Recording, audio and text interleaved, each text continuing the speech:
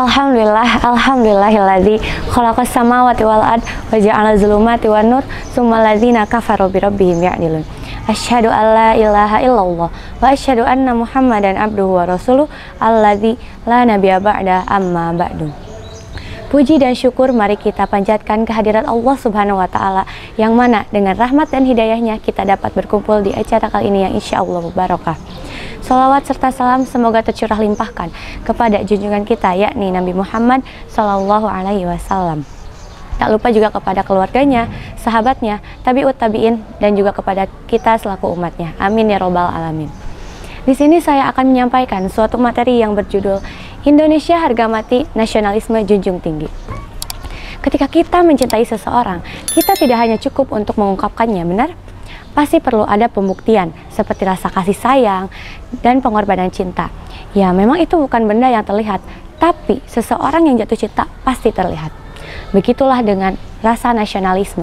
Cinta tanah air Indonesia bukan hanya sekadar nama sebagai masyarakat, pelajar, santri, tapi harus ada upaya untuk kontribusi menunjukkan rasa cinta kepada tanah air.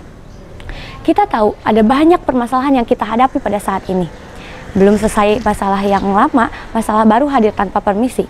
Mulai dari kesejahteraan rakyat yang tidak pernah terpenuhi, kepedulian sosial yang makin hari makin menipis, keadilan yang hanya berpihak kepada mereka yang berkantong tebal, hingga isu SARA yang mengancam kesatuan bangsa.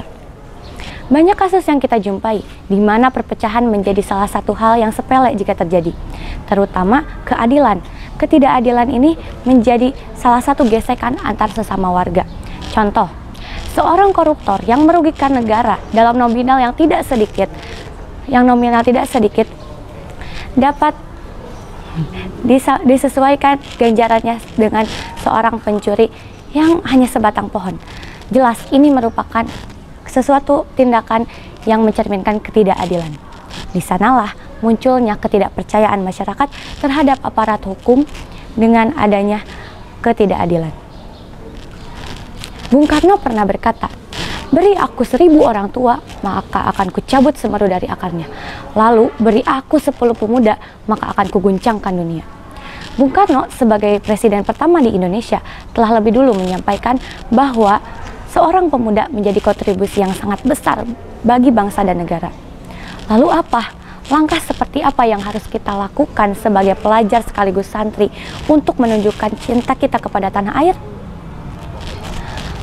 Cinta kita kepada tanah air, maksimalkan apa yang potensi yang kita bisa, karena itu adalah bentuk dari nasionalisme, menghargai sesama dan belajar dengan giat. Nah, sebagaimana kita mencintai seseorang, pasti berbagai cara akan kita lakukan, benar? Begitulah mencintai Indonesia. Pelajari apa yang kita bisa, kita pelajari apa di bidang kita masing-masing, hingga pada akhirnya kita bukan hanya membanggakan bangsa dan negara, tapi juga membanggakan agama dan dunia. Jadi mari kita dari mulai detik ini munculkan rasa semangat nasionalisme agar negara kita semakin erat, layaknya Bhinneka Tunggal Ika, yakni berbeda-beda tapi tetap satu jua. Ya, dicukupkan sekian yang bisa saya sampaikan, semoga dapat bermanfaat. Mohon maaf bila ada kesalahan, karena kesalahan datang dari saya sendiri dan kebenaran hanya dari Allah Subhanahu wa taala. Rabbana atina fid dunya hasanah wa fil akhirati hasanah wa qina adzabannar.